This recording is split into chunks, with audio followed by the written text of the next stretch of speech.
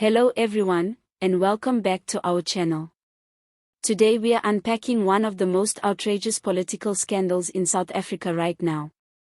It's got everything: a former health minister, his family, pandemic funds, a suspicious farm, and yes, even cows. This is the story of Zweli Mkhize, his wife May, and their son Dedani, and the R11.5 million they are accused of hiding during the COVID-19 pandemic. The case begins with Digital Vibes, a company hired by the Department of Health to run COVID communication campaigns. On paper, this contract was supposed to make sure the public got vital information about safety, testing, and vaccines.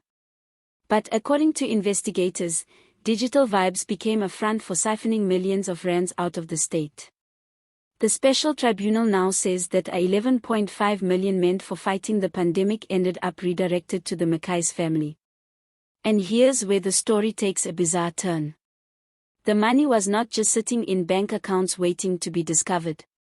Instead, the tribunal alleges that the family tried to disguise it through the sale of cattle and the purchase of a farm.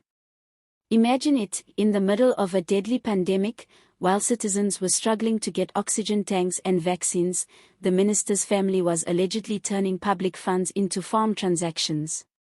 If corruption could ever be described as creative, this might be the textbook example. For ordinary South Africans, the anger is real and justified. People sacrificed so much during those lockdown months. Jobs were lost, families were separated, funerals were limited to a handful of mourners. Every press briefing, every new restriction, was associated with Zweli Mkhize, the man meant to be leading the nation through the crisis.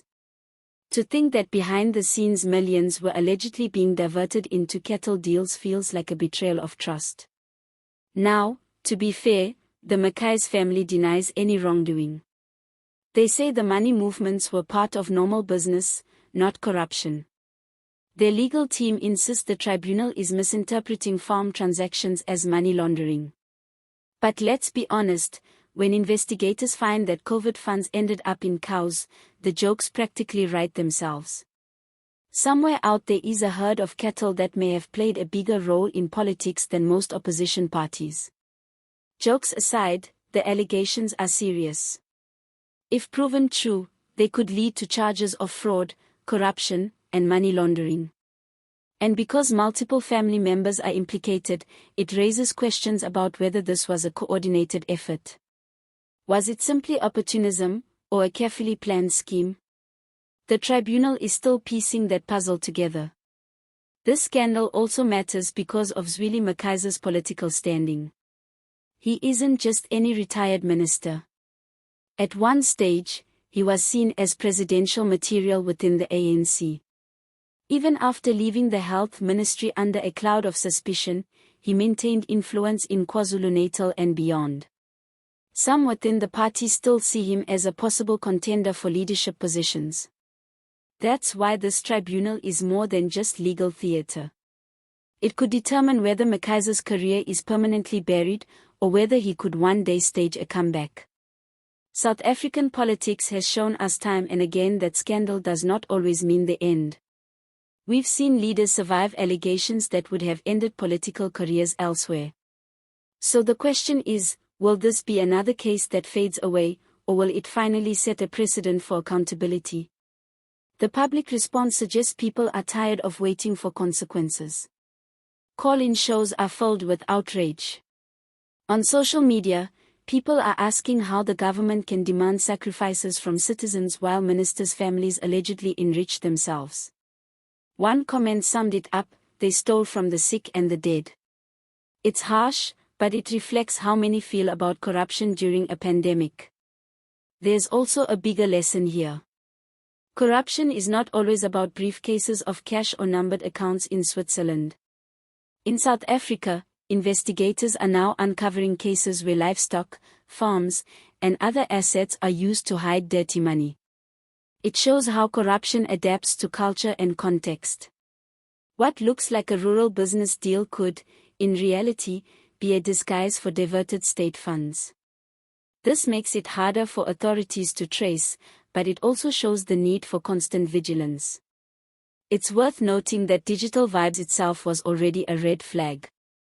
The company had little experience in public communication, yet it landed a lucrative contract in the middle of a national emergency. From the start, critics asked why such an unqualified firm was chosen. Now we know the alleged outcome: millions diverted, a minister's career derailed, and a tribunal sifting through evidence years later. So, where does this all lead? The hearings will continue, evidence will be tested, and eventually, a judgment will be made. If guilty, the consequences for the Mkhize family could be severe. If they are cleared, it will raise new questions about how Digital Vibes was allowed to operate in the first place. Either way, the public wants clarity. And while the legal wheels turn, the political conversation keeps buzzing. Will the ANC distance itself from Mkhize once and for all? Or will internal loyalties protect him? These are the questions shaping not just the tribunal, but the road to South Africa's next election. Before we close, let's reflect on the symbolism of this story. Cows and farms are usually symbols of heritage, culture, and livelihood in South Africa. To see them used as alleged tools in a corruption scheme adds a layer of dark irony. It reminds us that corruption can twist even the most ordinary parts of life into instruments of greed. And that, ultimately, is why this scandal hits so hard. It is not just about one family. It is about what South Africans expect from leadership, especially during a crisis. Transparency, accountability, and service to the people should never be negotiable. Whether or not the Mkhize family is found guilty, the message from the public is clear: enough is enough. That brings us to the end of today's deep dive. If you found this breakdown informative, don't forget to hit the like button, subscribe to the channel, and drop a comment below.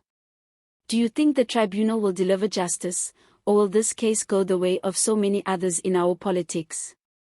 We'd love to hear your views. Thank you for tuning in, stay safe, and see you next time.